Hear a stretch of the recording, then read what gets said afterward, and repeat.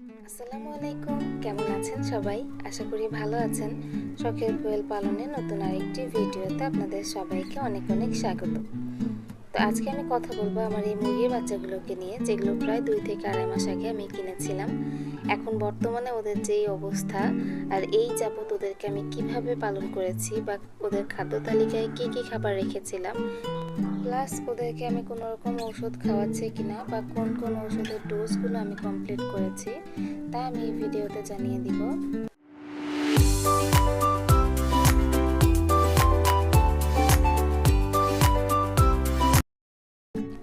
প্রথমেই বলে রাখি, এই বাচ্চাগুলো আমি কিনেছিলাম ফেরিওয়ালাদের কাছ থেকে, যারা মাথায় করে বাসায় বাসায় ফেরি করে, সেই বাচ্চাগুলো আমি কিনেছিলাম।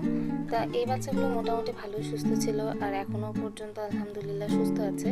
তো এই 2 মাস পর্যন্ত ওদেরকে আমি কিভাবে পালন করেছি আর কি কি খাইয়েছি সেটাই আমি জানিয়ে দিব। তো ওদের খাবারের তালিকাটা বলার আগে আমি একটু বলে রাখি, আমরা যারা মুরগি পালন করি তাদের 2টা উদ্দেশ্য থাকে। কেউ কেউ মুরগি পালন করে থাকে মাংস উৎপাদনের জন্য, আবার কেউ মুরগি পালন করে ডিম উৎপাদনের জন্য। তো এই 2টা উদ্দেশ্য থাকলে কিন্তু মুরগিকে খাবারের তালিকায় 2 রকমভাবে দিতে হবে। অর্থাৎ আপনি যদি মাংসের জন্য মুরগি পালন করছেন তাহলে আপনাকে এমন খাবার নির্বাচন করতে হবে যেই খাবার মুরগির শারীরিক বৃদ্ধি তাড়াতাড়ি হবে, প্লাস ওদের ওজনটা ভালো হবে, হেলথি হবে। তাহলে আপনি যে মুরগিটা মাংসের জন্য পালন করছেন সেটা আপনার জন্য লাভজনক হবে।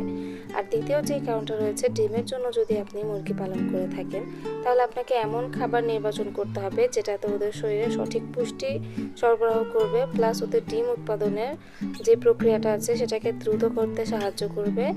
এই ক্ষেত্রে মুরগির শারীরিক বৃদ্ধি কিন্তু খুব দ্রুত হবে না।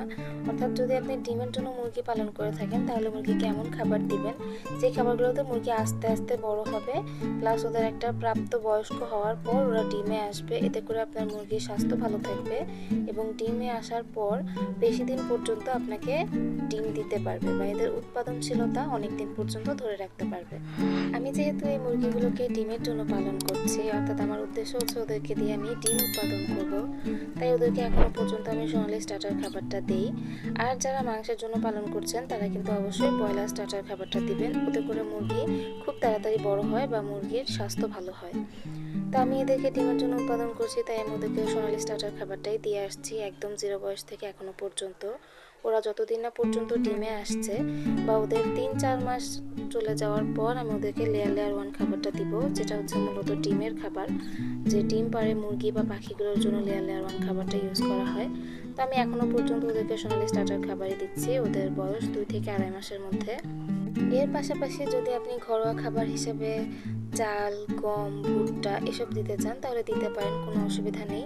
তবে চেষ্টা করবেন মুরগির 0 থেকে 30 দিন বয়স পর্যন্ত কিন্তু মুরগিকে কোনো রকম ঘরোয়া খাবার না দেওয়াই ভালো। তখন শুধুমাত্র কেনা ফিডটাই দেওয়ার চেষ্টা করবেন। এর পরবর্তী মুরগি যখন একটু বড় হয়ে যাবে তখন আপনি ঘরোয়া খাবার হিসেবে আপনার বাসার যে সমস্ত খাবার আছে সেগুলো দিতে পারেন। আমি ওদেরকে মাঝে মধ্যে ভাত দিয়ে থাকি, যে অবশিষ্ট ভাতগুলো থাকে বাসার বেঁচে যাওয়া ভাত, সেগুলো আমি দিয়ে থাকি। মাঝে মধ্যে চাল দিই, গম, ভুট্টা এসব খেতে দিই।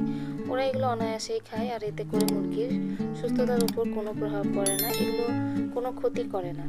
তবে যদি আপনি শুধুমাত্র ঘরোয়া খাবার দিয়ে থাকেন এই ক্ষেত্রে কিন্তু মুরগি ডিমে আসতে দেরি হবে, কারণ এতে করে ওদের শরীরে সঠিক পুষ্টি পাবে না, আর সঠিক পুষ্টি না পেলে ওদের যে ডিমে আসার সময়টা দেরি হবে, অনেক দেরিতে ডিম উৎপাদন করবে। তো চেষ্টা করবেন কেনা খাবার দেওয়ার পাশাপাশি আপনি খাবারের খরচটা একটু বাঁচানোর জন্য অন্যান্য খাবার দিতে পারেন। এর পাশাপাশি মুরগিদেরকে সুস্থ রাখতে সময়ে সময়ে কিছু কোর্স থাকে, সেগুলো যদি কমপ্লিট করিয়ে নেন, অর্থাৎ বিভিন্ন সময় মুরগিদের ঠান্ডা লাগে, এই ঠান্ডাজনিত সমস্যার জন্য রেনামাইসিনের যে কোর্স থাকে সেটা যদি করিয়ে নেন তাহলে মুরগিদের ঠান্ডা লাগার সম্ভাবনা থাকে না। আর বর্তমানে যেহেতু বর্ষাকাল চলছে, এই সময়টাতে মুরগিদের কলেরা হওয়ার খুব একটা আশঙ্কা থাকে। যদি মুরগিদেরকে কলেরার ডোজটা কমপ্লিট করিয়ে নেন, আমি কলেরা সম্পর্কিত ভিডিও দিয়েছি এর আগেও, আপনারা চাইলে দেখে নিতে পারেন, আমি ডেসক্রিপশনে লিংক দিয়ে দিব। এছাড়াও মুরগিদের কৃমির ডোজ যদি করিয়ে নেন, এইগুলো যদি আপনি সময় সময় করিয়ে নিতে পারেন তাহলে মুরগিদের অসুস্থ হয়ে মুরগি মারা যাওয়ার যে একটা আশঙ্কা থাকে সেটা কিন্তু একেবারেই নির্মূল হয়ে যায়।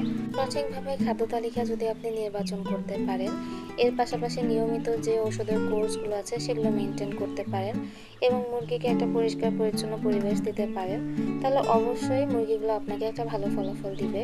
তো এর পাশাপাশি যে সমস্ত জিনিসগুলো থাকে, যে অতিরিক্ত গরমে মুরগিদেরকে খাবার স্যালাইন দেওয়া বা অতিরিক্ত ঠান্ডা পড়লে মুরগিদেরকে ঠান্ডা প্রতিরোধ করার জন্য ব্যবস্থাগুলো গ্রহণ করা, এগুলো তো অবশ্যই পারিপার্শ্বিক ব্যাপার, আপনাদেরকে অবশ্যই মাথায় রাখতে হবে। তো এই ছিল আজকের ভিডিওটি ভালো লাগলে একটি লাইক করে দেবেন। কারো কিছু জানার থাকলে কমেন্ট করে জানাতে পারেন, আমি চেষ্টা করব আপনাদের সমস্যার সমাধান দেওয়ার। তো ভিডিওটি অন্যদের জানার সাথে বন্ধুদের সাথে শেয়ার করে দেবেন। দেখা হবে নতুন কোনো ভিডিওতে। সে পর্যন্ত ভালো থাকবেন সবাই, ভালো রাখবেন সবাইকে। আল্লাহ হাফেজ।